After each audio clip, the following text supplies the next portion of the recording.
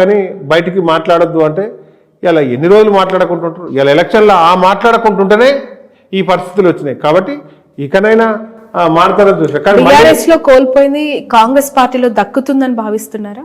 కాంగ్రెస్ పార్టీలో ఆత్మాభిమానం నేనేమంటానంటే మనిషికి బాధ ఉన్నప్పుడు మాట్లాడియడమే ఇవాళ మనకున్న ఇండియన్ కల్చర్లో. ఎక్కడైనా మనిషికి బాధ అయినప్పుడు ఏదైనా అడుగు తీయలేనప్పుడు ఏదైనా అడిగితే మనం ఇది కానప్పుడు ఇది కాదు అని ముఖం మీదనే చెప్పాలి, కూర్చోబెట్టి కొంచెం సున్నితంగానన్నా చెప్పాలి. ముఖం మీద చెప్పినా కొంచెం బాధపడి తర్వాత ఓకే అని లేదు, కూర్చోబెట్టి చెప్పి ఇది కాదు ఈ తర్వాత కాబట్టి నెక్స్ట్ ఏది అది కరువైంది. ఇలా కరువైంది పైసలో పదవులో కాదు. బీఆర్ఎస్ పార్టీలో జస్ట్ మానవ సంబంధాలను అందరికీ తెలిసినా ఇలా పిల్లి మెడలో గంట వరకు కట్టాలంటే ఆ గంట కడతానికి భయపడే ఇవన్నీ జరిగింది. రైట్. బట్ ఒక స్ట్రైట్ క్వశ్చన్ అడుగుతాను. కేటీఆర్ గారు ఐటీ మినిస్టర్గా బాధ్యతలు తీసుకున్న తర్వాత మీరు మేయర్గా ఆ తర్వాత కూడా ఆయనతో కంటిన్యూ అయిన ఏకైక వ్యక్తి, మేయర్గా మాజీ మేయర్గా పార్టీని ఆయనను అంటుపెట్టుకుని ఉన్న వ్యక్తి. మీరు పార్టీ మారాలి అనుకొని డెసిషన్ తీసుకున్న తర్వాత నిన్న కాంగ్రెస్ పార్టీలో కండువా కప్పుకొని రేవంత్ పక్కన నిల్చొని ఫోటోలు దిగిన తర్వాత ఏ క్వశ్చన్ అనిపించలేదా? కేటీఆర్ గారికి వెన్నుపోటు పొడిచాను నేను, కేటీఆర్ గారిని వెన్నుపోటు పొడిచి నేను బయటకు వచ్చాను అని. అయితే వెన్నుపోటు అన్నది ఎక్కడ ఉంటుందంటే మన మీదనే డిపెండ్ అయ్యి మనం డ్రైవ్ చేస్తున్నాం కార్లో కూర్చొని, అవతల వ్యక్తికి డ్రైవ్ రాదు, మనం డ్రైవర్ పొజిషన్లో ఉండి అర్ధాంతరంగా ఏదో సినిమాలో నాకేదో ఆఫర్ వచ్చిందని దిగి వెళ్ళిపోతే అది వెన్నుపోటు పడిచినట్టు అవుతుంది. ఇవాళ నేను చేసే డ్రైవింగ్ స్థానంలో 3 సార్లు ముగ్గురిని తీసుకొచ్చి కూర్చోబెట్టిర్రు. ఇదా వెన్నుపోటు? అదే నాకు అర్థం కాలేదు. ఇవాళ నేను డ్రైవ్ చేస్తున్నావు, నేను ఇంకా బెస్ట్ డ్రైవ్ చేస్తాను, నాకు ఇంకేమైనా ప్రమోషన్ ఇస్తే అని అంటే ఓకే అన్నాక నీకు సందర్భం రాలే, నీకు అవకాశం రాలే, వేరే వాళ్ళకి అవకాశం ఇస్తున్నావు అని పెడితే కూడా ఆ వెన్నుపోట్లే భరించినాం. ఇవాళ ఇంకొంతమంది ఒక విషయం చెప్పడం మర్చిపోయినా, ఇవాళ కేటీఆర్ గారు పార్టీ అధిష్టానం దగ్గర ఉంటుంది కదా, కలిసే అవకాశాలు మానవ సంబంధాలు నీకు తక్కువైనాయని కూడా అడగొచ్చు ఎవరన్నా. ఎందుకంటే సోషల్ మీడియా సన్నాసులు ఉంటారు కదా కామెంట్లు చేసే వాళ్ళకు, అది కూడా చెప్తున్నా. నేను బొంతు రామ్మోహన్ ఉంటాడు ఉద్యమంలో ఒక ఉద్యమ నాయకుడు. ఇలా అధిష్టానానికి కేటీఆర్ గారికి హరీష్ రావు గారికి ఇలా పార్టీ అధిష్టానానికి అందరికీ నేను దగ్గరగా ఉంటా. కానీ నా మీద కూడా కొంత 100 మంది 1000 మంది ఈవెందో మినిస్టర్ల కాంచి కార్యకర్త వరకు అరే కలిసే అవకాశం ఉందా, మాట్లాడే అవకాశం ఈ బాధ ఉంది అని చెప్తే ఇవాళ కన్వే చేసే పరిస్థితి లేకుంటుంది. నేనొక్కని నా బాధే కాదు, ఇలా మానవ సంబంధాలు నా ఒక్కలకు కరువైన కాదు. ఇవాళ దాన్ని ఒక లీడర్గా ఉన్నప్పుడు, ఒక గ్రామంలో సర్పంచ్గా ఉన్నప్పుడు ఆయన బాధ మనం విని నేను ఇది చేయలేం, ఇది చేస్తాం, ఈ 4 విషయాలు తెచ్చి ఇది చేయలేము అని చెప్తే అదే విషయం అక్కడ కింద పోయి కన్వే చేసుకోవాలి. ఇలా సర్పంచ్ ముచ్చటే నేను వినే పరిస్థితి లేదనుకో, నేను అతను కింద వాళ్ళకి సమాధానం చెప్పే పరిస్థితి ఉండదు.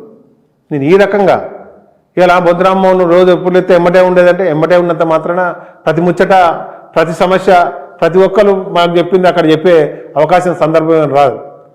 ఇలా 100 మందికి అవకాశం లేకపోవచ్చు, ఆ 100 మందిని క్రోడీకరించి మేము పోయి చెప్పినప్పుడు ఇది అయిద్ది ఇది కాదు ఇది పక్క పెట్టి తర్వాత అయిద్ది అని మనం చెప్పగలిగితే వాళ్ళకు కూడా మనం న్యాయం చేసిన వాళ్ళం అవుతాం. అంటే కొంత మీకే తక్కువైందా మీరు ఏంటంటే ఎమ్మటి ఉన్నంత మాత్రాన ఇలా దూరం నుంచి వచ్చేవాడు తను వచ్చి 1 నిమిషం అనగానే టైం ఇస్తారు, పక్కనే ఉంటే నువ్వు ఉంటావు కదా తర్వాత మాట్లాడదాలని అంటారు. ఎందుకంటే వాళ్ళకు కూడా ఆ విషయం తెలియక రోజు ఎమ్మటే ఉంటావు కదా అంటే ఎమ్మటే ఉన్నంత మాత్రాన అన్ని ముచ్చట అన్ని ఇనే సందర్భం రాదు. కొత్తగా వచ్చే వాళ్ళకే అవకాశం ఇప్పించేది. అది అందరికి కూడా తెలుసు, కార్యకర్తలకు తెలుసు, కార్యకర్త కానులకు తెలుసు, లేకపోతే అఫీషియల్స్ తెలుసు, అధికారులు చాలా మంది చాలా ఇష్యూల మీద వచ్చేది. వాళ్ళందరికీ కూడా ఎంతసేపటికి వాళ్ళ సమస్య దూరం నుంచి వస్తారని కల్పించే ప్రయత్నమే చేసేది. మల్లారెడ్డి గారికి మీకు ఎక్కడ చెడింది? ఎందుకు ఆ స్థాయిలో శత్రువులుగా మారిపోయారు? ఎందుకు మిమ్మల్ని తొక్కాలనే ప్రయత్నం ఆయన చేస్తున్నారని మీరు భావించారు? నాకు టీఆర్ఎస్ పార్టీలో మీరు కోరుకున్న సీట్లు మీకు ఇవ్వకుండా మీ భార్యకి దక్కాల్సిన గౌరవం పార్టీలో దక్కలేదు కాబట్టి ఆ కుటుంబానికి ఎక్కువగా ప్రయారిటీ ఉందని మీరు ఇలా బరస్ట్ అవుతూ ఉన్నారా? నేను ఒకటి ఏంటంటే ఇప్పుడు హైదరాబాద్ నగరంలో రకరకాల ప్లేసులు అవకాశాలు ఉంటాయి. దీంట్లో ఒక మల్లారెడ్డి నాకేదో శత్రుత్వం, మల్లారెడ్డితో నాకు శత్రుత్వం, ఆయనతో నాకు సంబంధించిందో వారికి సంబంధించిందో నా దోస్తుకు సంబంధించిందో ఈయన గుంజుకుంటా ఆయన గుంజుకుంటా నేను చెప్తలే. బొంతు రామ్మోహన్ హైదరాబాద్ నగరంలో అంతటా తెలుసు. నేను హైదరాబాద్ మేయర్గా ఉద్యమకారునిగా మొత్తం కూడా నేను సర్వీస్ చేసిన.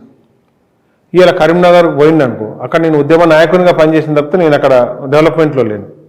ఇటు పక్క మహబూబ్నగర్లో పోతే అక్కడ నేను డెవలప్మెంట్లో లేను, పార్టీ డెవలప్మెంట్లో ఉన్నాను, ఉద్యమంలో ఉన్నాను.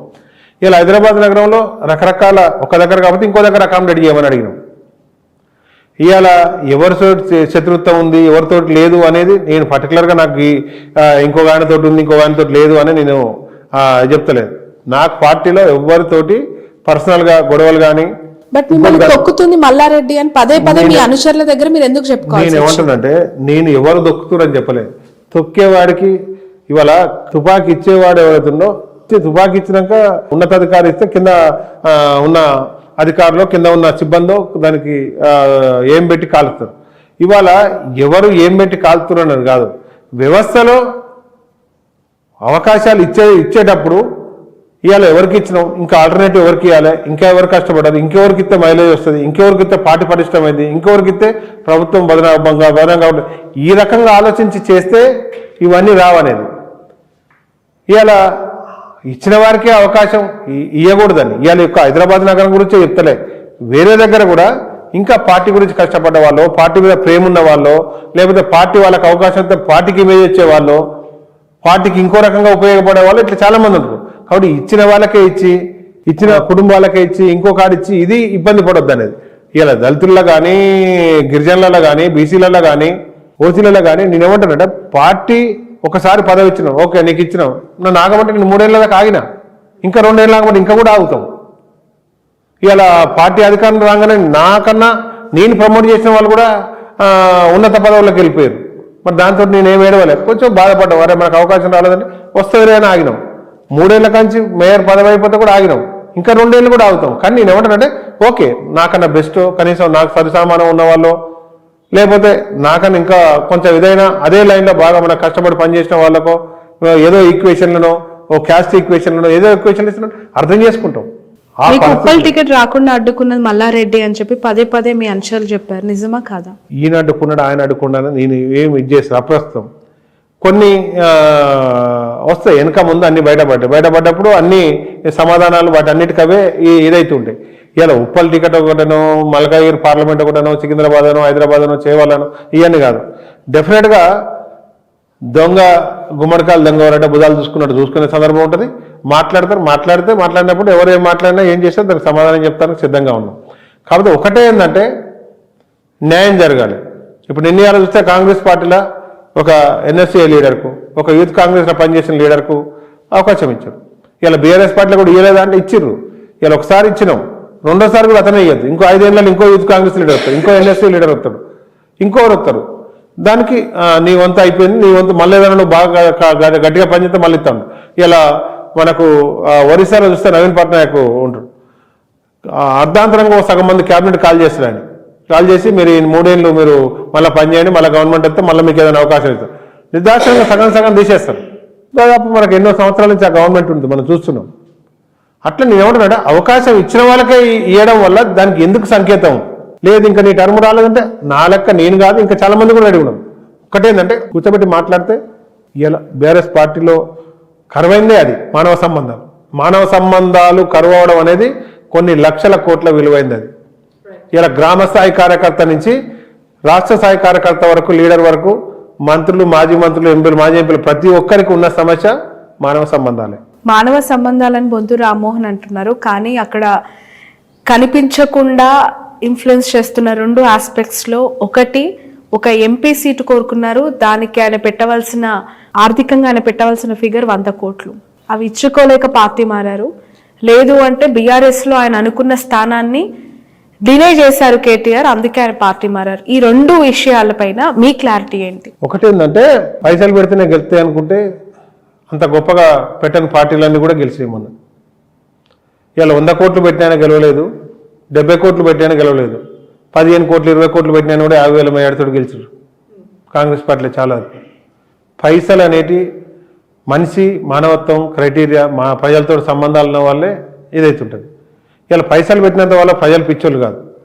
ఇప్పుడు ఈ కొన్ని సీట్లు ఉన్నాయి, మీరు అన్నట్టుగా పైసలు బొంతురామ్మో లేక ఉన్నోళ్ళకే ఇస్తారు అనుకుంటే ఇప్పుడు 100 కోట్లు కాదు 400 కోట్లు పెట్టినా గెలవని పరిస్థితి ఉంటుంది. గెలవదా బీఆర్ఎస్ ఒక్క సీటు కూడా? నేనేమంటాను, బీఆర్ఎస్ గెలుతుందా కాంగ్రెస్ గెలుతుందా గురించి కాదు. ఇవాళ మీరు పైసల్ క్రైటీరియా అనే వ్యక్తులు ఎవరైతే ఉన్నారో విర్రవీగుతారో వాళ్ళ దగ్గర ఇవాళ 100 కోట్లు బొంతు రామ్మోహన్ పెట్టలేకపోతే అది కూడా ఒక ఆస్పెక్ట్ కాదంట. నేను ఆస్పెక్ట్ కాదనట్లే, ఆస్పెక్ట్ కొంతవరకు డబ్బు కూడా కొంత ప్రభావం ఉంటుంది. కానీ డబ్బే గెలుపు కారణం అయితే ఇవాళ దాదాపు 119 సీట్లు మనమే గెలవాలి. డబ్బే మొత్తం క్రైటీరియా కాదు, డబ్బు ఒక పార్ట్, డబ్బే ఎలక్షన్ కాదు. డబ్బే ఎలక్షన్ అయితే ఖచ్చితంగా గెలవాలి. ఇవాళ జాతీయ పార్టీ 2 టర్ములు గెలిచింది, ఇలా 3వ టర్మ్ ఉంది. మరి వాళ్ళ డబ్బే క్రైటీరియా అన్నప్పుడు బిజినెస్ సంబంధించిన వాళ్ళు చాలా సంబంధించిన ఉంటారు. మరి అందరూ డబ్బు పంపిస్తే అయిపోద్ది. ఎలక్షన్ ఓట్లు ఈ పార్టీలు ఎలక్షన్ ఎంత ఉండదు, దాన్ని గమనిస్తే అయిపోద్ది. ఇంతెందుకు ఇప్పుడు కొన్ని సీట్లు ఉన్నాయి, 50 నుంచి 100 పెట్టిన సీట్లు ఉన్నాయి మన ఎమ్మెల్యే ఎలక్షన్కే. కానీ అలా 50,000 పై నుంచి ఎక్కువ గెలిచిన సీట్లు ఉన్నాయి అవతల పార్టీ. డబ్బే క్రైటీరియా కాదు. రైట్. ఏ సీట్, సికింద్రాబాద్ పార్లమెంట్ సీటా లేదంటే మల్కాజ్గిరి పార్లమెంట్ సీటా, ఏది ఎక్స్పెక్ట్ చేస్తున్నారు? ఏ కమిట్మెంట్ తో కాంగ్రెస్ పార్టీలో కండువా కప్పుకున్నారు? కమిట్మెంట్లు మేము కోరుకున్నది ఫస్ట్ ఆత్మాభిమానం. ఇది ఇవాళ కాంగ్రెస్ పార్టీ రాహుల్ గాంధీ గారి నాయకత్వంలో మరి ఇవాళ రేవంత్ రెడ్డి గారు 6 వారంటీలు అని కానీ ప్రజాపాలన కానీ ఇవన్నీ దీన్ని ముందుకు తీసుకుపోతామని చెప్పారు. లాస్ట్ 2-3 మంత్స్ కాంచి మనం చూస్తున్నాం. ఇవాళ దాని విషయంలో ఎట్లా పోతుంది, ప్రజలు ఎట్లా రిసీవ్ చేసుకుంటున్నారు, ఈ 3 నెలల్లో కొంత రాజకీయంగా అవగాహన ఉంటుంది, ప్రజలతో సంబంధాలు ఉంటాయి మనం చూసినాం. మరి దాంట్లో ఒక పదవి ఖచ్చితంగా ఇస్తామే వస్తామని కాకుండా మాకు అవకాశం మాకు అర్హత ఉన్నట్టుగా అది ఏ రకం